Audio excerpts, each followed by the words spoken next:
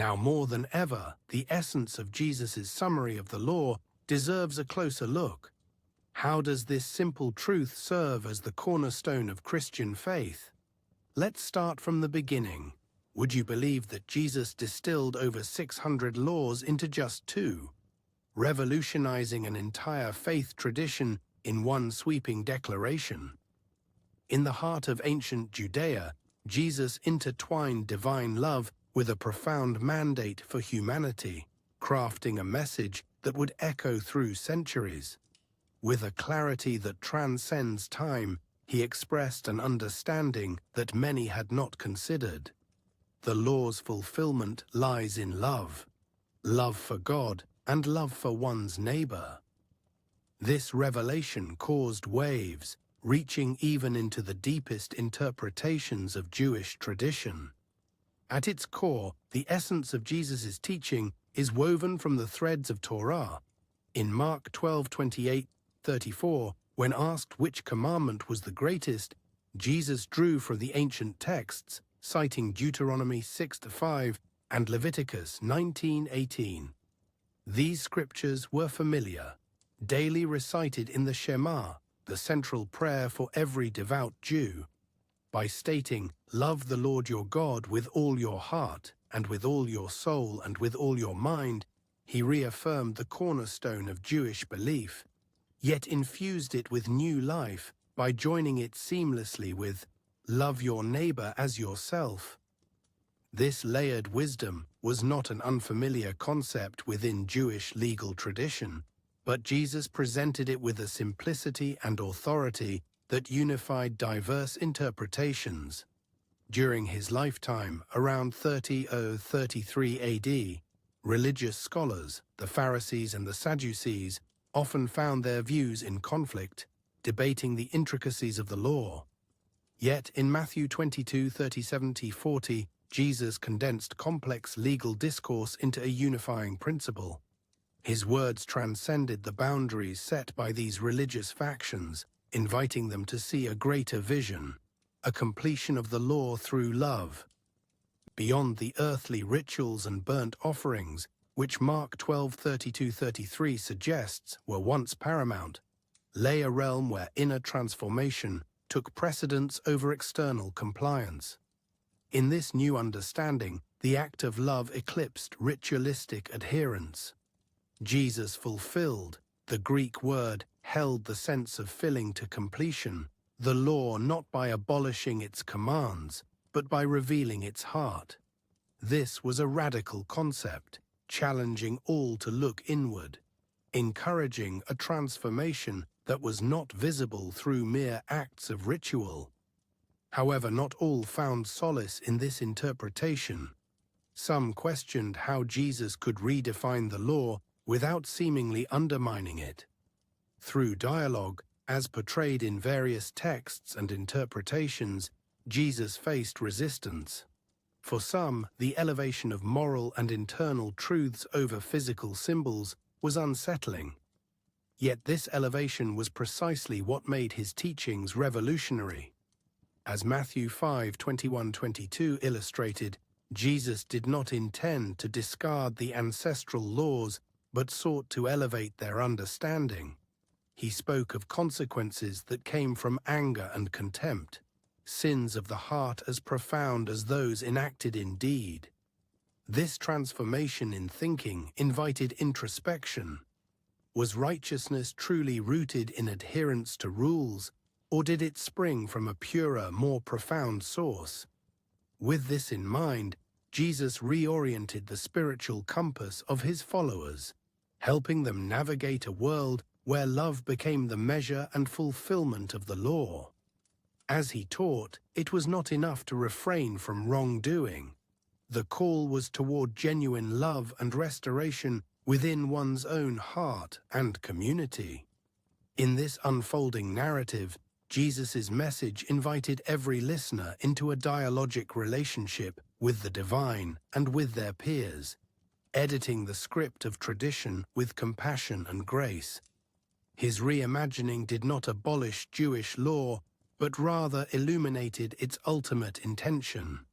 Through speech, parable, and action, Jesus redefined what it meant to be a keeper of the law in the eyes of the divine, reshaping the spiritual landscape forever. Reflecting on Jesus' profound summary of the law, how do you see this guiding your daily interactions?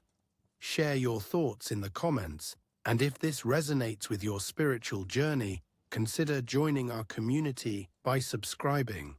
Looking back, we can see the seeds of this revolutionary teaching in Jesus' engagement with the Pharisees and Sadducees.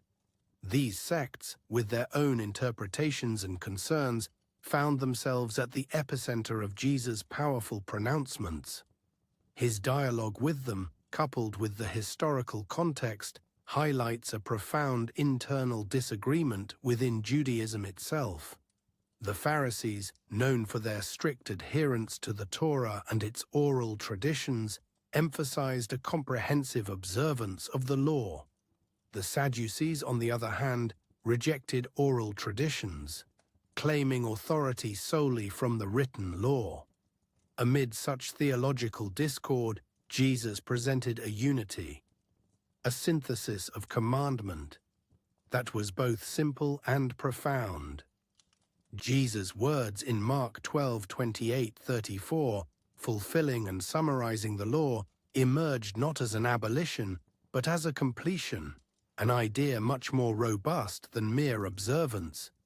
By uttering that there is no commandment greater than these, Jesus addressed a deeper fulfillment, the transformation and completion of the law, which stirred the consciousness of his listeners. Here, Jesus evokes the Shema, a treasured prayer of Jewish tradition declaring, "Hear, O Israel, the Lord our God, the Lord is one. Love the Lord your God with all your heart and with all your soul and with all your strength."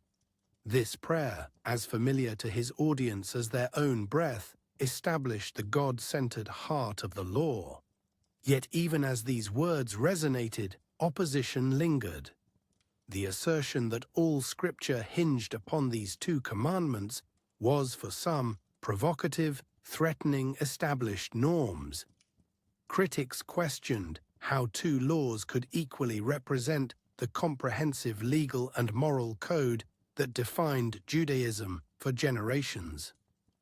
Jesus skillfully navigated these tensions, not by dismantling or disrespecting Moses' teachings, but by elevating them to expose their core meaning. By integrating Leviticus 19:18, commanding love for one's neighbor, Jesus bridged divine and social obligation, effectively affirming that love was both a duty to God and fellow man. This transformation signifies more than a mere thought-provoking discourse. It is a pivot in spiritual practice. The essence of law no longer rests in the hands of external judges, but within each individual spirit. By prioritizing love, Jesus introduced an element of internal freedom and personal responsibility, a reflection of divinely appointed will. It allowed believers to navigate complexities with compassion, to act with an understanding rooted not in fear or mere compliance, but in earnest love. His teachings did not devalue tradition or diminish its significance. Instead, they breathed new life into it, weaving through the tapestry of history, redefining what it meant to be obedient to God's law. Thus, his phrase, "I am the law of Moses," found in contemporary portrayals, though controversial, essentially points toward this same truth, that all law points ultimately back to him, its fulfillment. A radical yet profoundly liberating idea that challenges us even today. Within the soul-searching devotion Jesus sought lies a challenge. How do love and law coexist within our frameworks of faith? This beckons us to reconsider how we daily live out these ancient commands. Can we truly embrace Jesus' call to love with every fiber of our being and extend that to neighbor and stranger alike? The summation, as Jesus presented it, is not a rejection of the past, but its fulfillment, echoing through time, inviting reflection on the nature of true piety and the divine call to inner transformation. As we understand, embrace, and live out these truths, our communities stand to reshape themselves, drawing closer to the outpouring of love that is the ultimate expression of divine law. Thus, as we ponder these teachings, the journey continues, a spiritual trek toward the heart of the law, where love abounds. Reflecting on Jesus' profound summary of the law, how do you see this guiding your daily interactions? Share your thoughts in the comments, and if this resonates with your spiritual journey, consider joining our community by subscribing.